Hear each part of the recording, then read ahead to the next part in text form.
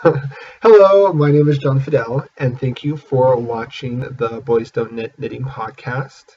It is April 8th, 2015. It's been a while since I've made a video, but there's a whole reason for that. I've been through a major life change, uh, but I'll be going more into that towards the end of the podcast. I'd really like to start off by saying hello to all of my viewers. For all the returning viewers, thank you for coming by and watching another episode. For all of my new viewers, thank you for watching my podcast and joining with me. I think a lot of my new viewership has some credit towards Denise from Knitting Den. She gave me a second shout out on her podcast and mentioned my show, and I noticed since then my viewership has gone up by I think it's doubled since I first started doing this. If I'm a little bit out of it, because as you notice, it's a little bit darker than most of my other videos. That's because I'm shooting at night. I've just got off of work. Well, I didn't just get off of work, but I'm now just collecting myself from work. It was a really long day today. And so if I kind of go in and out, it's because I'm just a little bit tired. It's kind of close to my bedtime. Let's see. I'd like to begin by going over my works in progress. And I only have one thing. It's the same thing I was working on the last time. That was my Gengar. In case you don't know what a Gengar is, it's a Pokemon, and it's my boyfriend's favorite Pokemon, so I decided to knit him a big giant amigurumi. So as you can see, it's about the size of my head, which is a really big head. And physically, not metaphorically, I don't have an ego. Anyone who knows me knows I'm very modest, and if anything, I probably don't give myself enough credit for some of my accomplishments. But it's a pretty good size. I wanted it to be bigger, so what I did is I doubled over on the yarn and I used a larger crochet hook, and it's coming out quite nice, I personally think. I'm using Red Hearts Solid. It's the violet colorway. And I had this the last time on my last podcast. Since then, I have completed a few of the spikes, which, depending on which spike it is determines what it actually is. Like, for instance, these are considered the large spikes, which are, I want to say, the ears. So they will go probably in this position. And then these have been the butt of many Madonna jokes around the house lately. There's been a lot of voguing going on. And this is one of the horns. It's the smaller horns that will go, or spikes, I should say, that will go from the center towards down the spine. I think it'll be like 3 rows of spikes.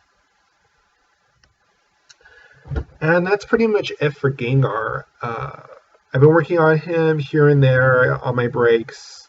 Because I actually have about 8 more of these completed. I think I only need like 4 more of these smaller spikes. I got some done during my lunch breaks, and also at my Fresno, pardon my language, my Fresno Stitch and Bitch meetup, which happens at a local Starbucks. It's a really fun group. I've been going there for about, I want to say a month, maybe a month and a half. And they have to be like a really cool group of knitters and crocheters and cross stitchers. And I keep on forgetting, there's something else going on. It's like this weird, crazy, like Norwegian slingshot where you make almost like an I-cord. So some people, I think, are getting into that. I mostly just crochet. I on and off crochet and knit over there. But yeah, I just been working on whenever I have time. I did get a lot of work done on my socks, but it seems like I've already frogged it, I want to say 4 times. Every time I think I got the gauge right, it just messes up when I go into the knitting process. I can't understand why. I gauge in the round, and for some reason when I try to knit it, it comes out way too big for some reason. So I have no idea what's going on. It's my first pair of socks. I was doing it for the Bakery Bears and Nick Knits Spring Into Socks knit along. First I was like, oh, I'm going to have these done. It's going to be fast, you know. I think I tried tackling socks a long time ago. It didn't work out. I tried tackling socks now as a more experienced knitter. It's still not working out. But then again, I'm doing a lot of pattern adjustments because it's hard for me to find socks in the rounds that are just plain vanilla socks that aren't fancy. Because no matter what, I will have to do a good amount of adjusting because there's no, you know, everybody's feet are different. But I think most people, there's sock patterns that fit like maybe small, medium. Mine are kind of like large, extra large because I have size 13 feet. So it's rare that you find any socks that are a size 13 that are vanilla socks for some reason. At least within the sock weight. I'm finding all different types of weights. Now I'm just thinking about uninvesting myself in making socks out of sock weight yarn and maybe just finding a large pattern that uses whatever weight is necessary. Because I think I found a few that fit the gauge that I'm getting and needles, but they're all for magic loop, and I don't do magic loop. I knit with double pointed needles.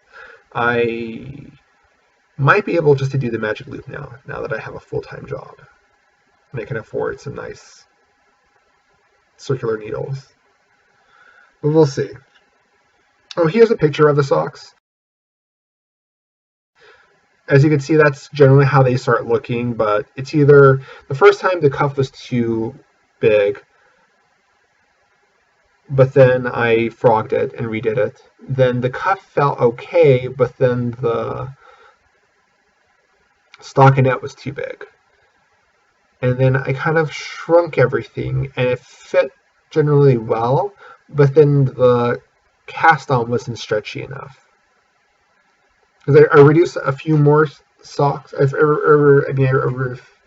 reduced a few more stitches in the cuff, and it fit perfect, but it was just that it wasn't stretchy enough, and I felt like I was fighting with my socks every single morning, and they wouldn't be my favorite socks. And if they're going to be my first socks, I would really hope that that there wasn't a small feature like the cuff being uncomfortable to make it a sock I don't want to wear. And like I'm so out of it right now. I apologize. Like I said, these are the only two projects that I have. So I was thinking about just showing off some of my old work that I did in between the podcast, in between when I started up again and the last time I shot, like about a year ago.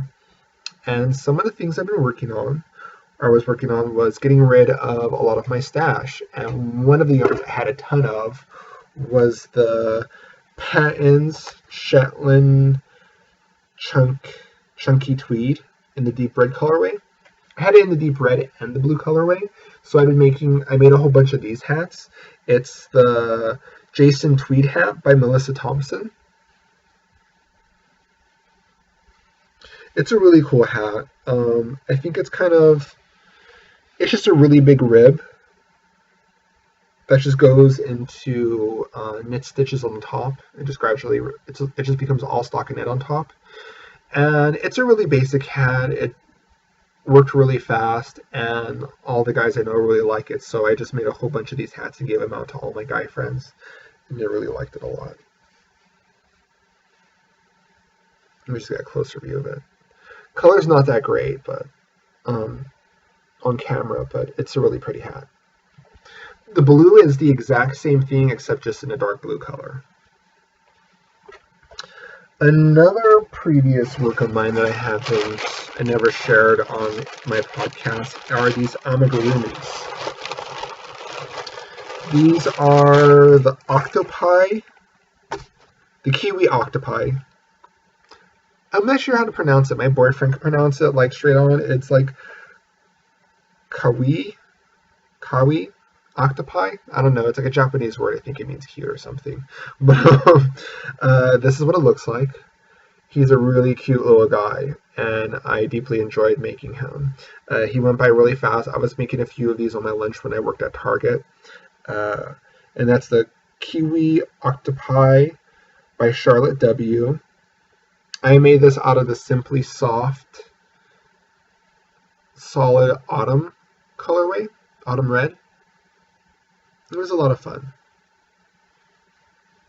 And then a lot of people had fun watching me make him and just putting in his eyes and everything was just a ton of fun.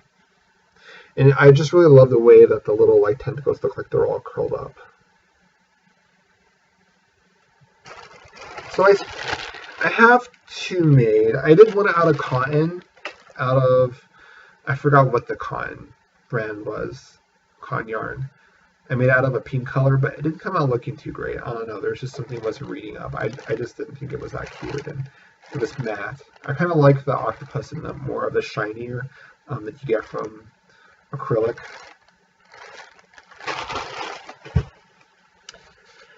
And I also wanted to go into, for all of the new viewers, a little bit about my podcast and what it kind of started off as, what I've now turned it into. My podcast, as you know, is called Boys Don't Knit, and I know a lot of people first they hear the name and are like, well, that's kind of weird. It's called Boys Don't Knit, but it's about a boy or a guy who knits. And the reason why I came up with that name was because I wanted this podcast to be named after something that I really liked and had to do with like some of my things that I liked, which is 80s music. So I came down to two titles. The first one was This Knitting Man, which was a play on This Charming Man by the Smiths. And then it was Boys Don't Knit, which is a play on Boys Don't Cry by The Cure. And one of the reasons why I chose that one is because I really love that song, Boys Don't Cry. It's pretty much just Robert Smith singing about how him as a man is not supposed, or as a boy, he's not supposed to cry. He's not supposed to show those emotions. Those are emotions he's supposed to keep to himself. And everyone knows that boys and men cry. It's just something that we don't always show, or we're not supposed to show. And that's how I kind of feel about knitting.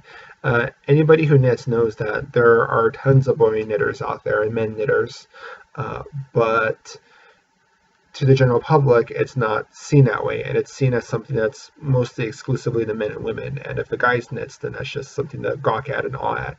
Or I notice you either get the reaction of it's super weird and crazy and just totally out there, or they think it's something super extraordinary and to be celebrated. Oh my God, you're a man, you knit, and all those other things. And I just think it's, there's just so many women out there that knit that I feel like it should be celebrated whenever you see somebody knitting, because it's a really great art form. And I feel like it's maybe not as celebrated or as looked up to as maybe some other art forms. And I just think that knitting and crochet and anything having to do with yarn is just so beautiful, even like weaving and stuff like that. So also I started off this podcast to be more about like men knits, more towards like men fashion and stuff like that. But I mean, sometimes I make stuff for myself, sometimes I make stuff for other people, and it's just became too much to always have to be focused on men's stuff. And also, I just didn't want to, I also made these videos because I wanted to get reactions out of people. So I felt like I would be excluding a lot of people if I were just covering man stuff and men's stuff. Making it as kind of like a guy's type of podcast.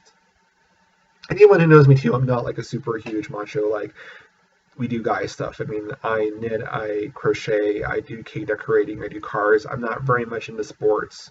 And or cars are most of the typical things that other guys are into, but that's just me. And I also wanted to get into a really fun experience I had recently. One of the things I also do is I do a drop spinning, and that's one thing I recently took up as well. I haven't been keeping up with this either because I've been so busy lately, but I did make some yarn and I showed off in my last podcast, and one thing that was really great was I went to the zoo recently. And while I was at the zoo, I was going through all the different exhibits, drawing all the different animals, and I came across the llama uh, exhibit, and I lost it. I got so excited because I saw the two llamas that my fiber came from, and it was just amazing seeing them, and I was just like, every time I just looked at them, I just kept on thinking of all the hard work I put in my yard, and I was just so amazed and happy and giddy. I think I broke the rules because there was like some plants that separate the sidewalk that you walk on and the llama exhibit, and I just walked straight up to that like fence, and I was just like peering over and looking at them with just the biggest grin on my face, because I noticed that there was like a zoo person who was in the petting zoo area that was right next to the llama exhibit, started coming walking to the fence. I think she was gonna tell me like, you can't be leaning against the fence like that, but so I kind of backed away before she could get there. But I mean, I was just, I just got lost in the moment. I was just so like, the llamas look cool in general. They kind of gave them this like crazy like side swoop emo haircut like I used to have, and like I said, it was just really amazing just to see them and see where your fiber comes from. Also, while at the zoo, a little bit off the subject of knitting and crochet and all the yarn stuff, but I am an illustrator and I love drawing, and so one thing that I've had in my stash of art supplies is some markers, and that's one thing I want to do is do some zoo drawings. So I decided rather than bring charcoal or pastels or all these messy things, maybe I should bring something that's a little bit more cleaner. So I brought my brush pen and they're kind of like Prismacolor markers. They have the fine tip and the broad tip for shading. And they come in like different degrees of coolness. Oh, here they are.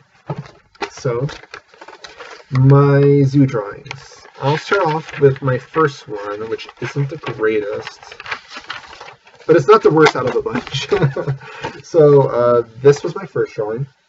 It's of one of the birds in the bird cage. I had tons of fun in that bird cage. As soon as I walked in, there was this big old parrot, and I was like, I'm going to draw that big parrot. But that parrot was not happy when it saw me, and we made eye contact. I don't know if I upset it, but it got very angry. It like spread its wings, and I'm like, I think it's trying to like intimidate me. I'll just walk away. So I ended up finding this bird. He was kind of just chill, just minding his business, kind of just was turned away from everybody. So I got him at a good angle and just started drawing him. So there's a lot of messy brush strokes, and I really like the way his head came out more than anything else. Not so much the bottom of the feet, that was kind of weird, but I really like the way the head came out. Little families were walking in, and the kids were scared of that big giant parrot that was there when you first walk in. They're like, Mommy, I don't like him. And he's just like, oh, he's dancing for you. I'm like, that parrot's about to get very hitchhawk with your kids right now if you don't back away. But I mean, I think he calmed down later, but at the moment he was just kind of intimidating. The next animals I saw were that's supposed to be a tiger, but he was moving around a lot, so didn't go so well. And same thing with the tiger. I mean, that's definitely not a tiger. That's an elephant. Elephant was kind of okay. I mean, you can tell it's an elephant. But the next drawings I really liked a lot. Next, I went to a tropical bird cage, and I went to draw that bird at first, but it flew away, and then right before I left, it got really close to me, and it didn't fly away when I reached into my backpack and got my markers out. So I kind of just sketched it really fast before these kids came and scared it away. And the next thing was the kangaroos, and that was really funny. I kind of had a little Tank Girl moment. Kangaroos were really cool. They weren't really hopping around. They were kind of actually crawling, which I thought was really weird. And then my final drawing, which was the best. By this time, I'd already got like a good feeling for the brushes and the markers, and luckily this giraffe was standing pretty still, so I got to spend a little time drawing it. But that's my giraffe. His face and the details came up pretty good.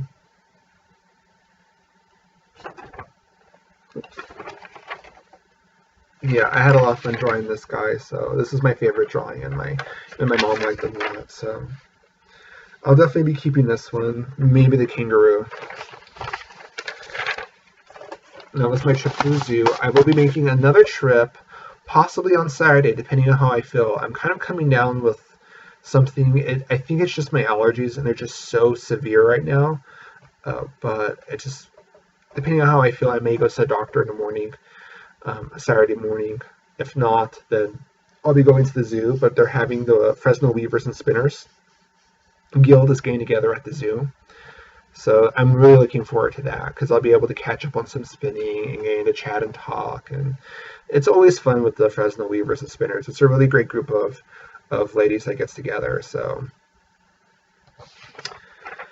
and other than that, oh, for the big huge change that I went through. So I recently made a transition work-wise. I was working part-time at Target, and I left the position. It was like a hard line, so what I did was midday restocking. Sorry, my allergies are getting pretty bad right now towards the nighttime. But, and that's also another thing is when I have really bad allergies,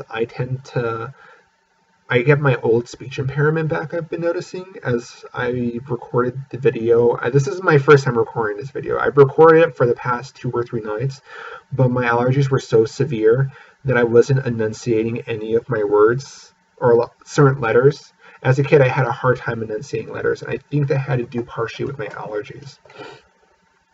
And when my sinuses get all clogged up, I don't lift up my tongue, and there's certain letters like T's, and I leave out letters, and words come out all jumbled up. So if I sound like I'm talking kind of weird, or if I talk kind of slow and I'm enunciating every little syllable, it's because either I'm going through allergies and I'm trying to make sure I'm talking clear enough for the recorder or for the microphone, or if I'm not speaking clearly, it's because I'm just all clogged up in my nose. But anyways, so I work at Target. I used to work at Target, and I worked on the floor, anything that was covered by tile. So that's like toys, health and beauty, pets, home, groceries. Not the like fresh groceries, but just like the regular groceries like cereal and juices and things like that, and occasionally electronics. And what happens is whenever you're going through the aisles, people move stuff, people take stuff out, some people throw stuff back, little kids grab things and throw them everywhere. And I was part of the team that goes and zones it after, midday and try to keep the aisles looking nice. All the items that people don't take at the register get piled up in customer service or guest services. And it's my job to do them for certain aisles. And also, as you're buying things through Target, every hour, all the items that are bought, the most important ones, are dropped in the back. And then someone like me, they're called calf pushers. So sometimes you get like zoning schedule, sometimes you get electronics, sometimes you get calf pusher, which is where you go into the back and you grab all the items that were dropped the previous hour, and you have to get those all pushed back. So if you see someone like pushing a big old cart of things and they're just unloading things into the aisles, that's a calf pusher, and they're restocking everything that happened the hour before. And I guess I wasn't feeling very fulfilled in the position. I didn't feel like the position was playing up my strengths, my creative strengths, my customer service strengths, because that job is pretty much all just make things look the way they're supposed to and where their assigned spots are, and do that as quickly as you possibly can. And you just always have to be moving and be fast and just try not to think about it and make it look as good as you can. And most of the time there isn't enough hours in the day to do the job that you're supposed to be doing. But it just becomes really frustrating. And I was also tired of only getting 8 to maybe 12 hours the past few weeks. I mean, there's opportunities to get more hours, but I mean, it's like you make plans and then they call you in, and you're like, well, why am I going to ruin my plans? You know, if they had just scheduled me these hours, I would have worked them, but I already made plans to be either with family or with friends, and after a while, you get kind of tired of, always passing by plans. You're sort of just kind of always stuck in that moment of should I make plans or should I leave those plans open in case work calls, and it's just kind of like you're living day to day, just wondering, oh, I hope work calls or I hope work doesn't call. And it was just becoming a bit much for me. So I started looking for a job nonstop. That was cutting into my knitting time. And then I finally found a position at an embroidery store 2 weeks ago. And I found the ad on Craigslist on Monday, the first day they posted it. I replied on Tuesday. By the end of work on Tuesday, they called me for an interview. On Wednesday, I got a tryout for 2 days. So I worked Thursday, Friday, and then Monday they made the decision to hire me and to start having me come 9 hours a day. And so that's last week was my first full week working over there, and this week was my last week. I put in my 2 weeks ago.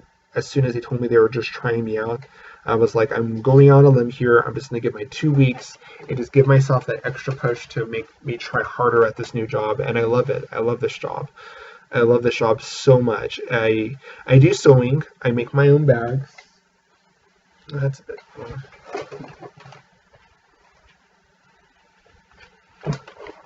Like this bag, for instance. So I know my way with working with threads and needles and stuff like that. This job's a bit different. There's a lot more involved. It's not exactly like sewing as much as I thought it was going to be, but there's still a lot of similar things working with bobbins and stuff like that, and just getting to know industrial machines. And it's just been so much fun, and there's a lot of creative work. It's very detail orientated, and overall, like today, I love today, and I love going to this job every single day. And I only have two coworkers, my boss and my other coworker, and they're both really great, and they're both really amazing. And I haven't felt this positive about a job and this great about a job since I worked at the animation studio. I also worked as a cake decorating instructor, and the only thing this job has on top of that is I get to express and get to use my skills versus as a cake decorating instructor, I bring out skills out of other people. This is a little bit more of like my time to shine versus me letting other people shine, I guess you can say. And I will be doing the cake decorating classes again at the craft store I previously worked at. And I'm also really looking forward to that too as well, because I'll be doing this job from 9 to 6, Monday through Friday, and then I'll be doing the cake decorating classes from 7 to 9, Monday through Thursday. So I know that seems like a lot, because it's almost like I'm at work for like 12 hours, not including the half an hour it takes me to get to work and then half an hour it's going to take me to get back. But it's going to be fun. And I have a lot of hopes and optimism for where my future is going right now. The only thing is, I just need to catch up on my knitting and crochet and my spinning and watching my podcast, because I've been falling way behind on everything. And I miss, it's like when I don't watch my podcast, it's like I'm missing my friends. Like, even though I've never had a conversation with, the only person I've really ever chatted with, what I think is Heather and Denise. Yeah. But everybody else, like, I haven't really interacted with them, and but still, when I don't see them and I don't watch their podcast, I feel like, and the caffeinated knitters, they've commented back on a few of my comments. But otherwise than that, when I don't see these podcasts, I don't watch them, I feel like I'm missing out on my friends, and when I see their videos and I look at my YouTube and it says, 4 or 5 new subscriptions, I'm just like, I wish I had time to watch these. I just need to get some headphones and just take them and start watching podcasts on my breaks. But yeah, that's just pretty much everything I've been up to, and that's the reason why I haven't made a video in over 2 weeks. So it's not because I'm bored or I don't want to knit or I don't want to crochet. It's just because I have been super exhausted. Like I think it was yesterday. It was my last day at Target. I worked from 9 to 10:30 at the new job. 11 to 3 at Target, and then from 4 to 6 at my other job. So it was just going back and forth. And it was a normal 8-hour workday, but it was exhausting having to go back and forth. And then today was kind of crazy at work, so I was a little bit exhausted when I got home. And that's why I really haven't done anything. And I'm just getting used to that whole 8-hour workday, and I'm just amazed at some of the people on here who I know work 8-hour days, 5 days a week, if not. So I think sometimes some of them even more, and they still find time to crochet and just keep going and keep trekking through it. And I'm like, if everybody else can enjoy the arts that they love, even though they're working hard, so can I. I just need to make that time. I need to make that time, but still keep it enjoyable. If I can't do it and I'm super exhausted, don't do it, because you just burn yourself out and then you won't want to do it anymore. But if you, rather than sit there and just think to myself, man, I wish I could just knit right now, just pick it up and just do whatever you can. If you can only do 10 stitches, only do 10 stitches. If you feel like you can do a little bit more, then do a little bit more. Well, thank you for letting me babble on for the past 32 minutes. I think this is probably one of my longest podcasts I've done in a while. I think the last couple of ones I've done have only been like 18 to 20 minutes, maybe 15. But I'm going to post this regardless of how I sound. I'm probably going to listen to this afterwards and think to myself, oh my God, I'm only pronouncing every other word that I was saying. And I probably went off on all these wild tangents, but like I said, thank you for being so understandable for the past 2.5 weeks. I look forward to joining in with you every Sunday from now on. Know that I have the weekends to myself. And I guess just have a great day. And once again, thank you to all my viewers. Thank you for coming by, to all my returning viewers. And thank you for stopping by to all of my new viewers. And hopefully I will see more of you. If you have any questions or comments, feel free to leave them in the comments section. Any pattern I've gone over, I will try to get into the video description. If I leave anything out, feel free to message me and let me know. Also, let me know about how I'm talking, because part of the reason I'm also doing this too as well is to work on my speech and my vocabulary. I'm trying to get rid of those annoying ands and uhs and other words that I use to replace those once I get them out of my vocabulary. So if there's anything that annoys you or you just want to make a comment on, you can leave in a comment. If you think it might be offensive, you just personal message me. I'm really easy to talk to. Also, my Ravelry is John-Fidel R. So that's my first name, John-Fidel, with my last name initial R. And that's all lowercase, no spaces or hyphens. All right, well, have a great day, and I'll see you next time.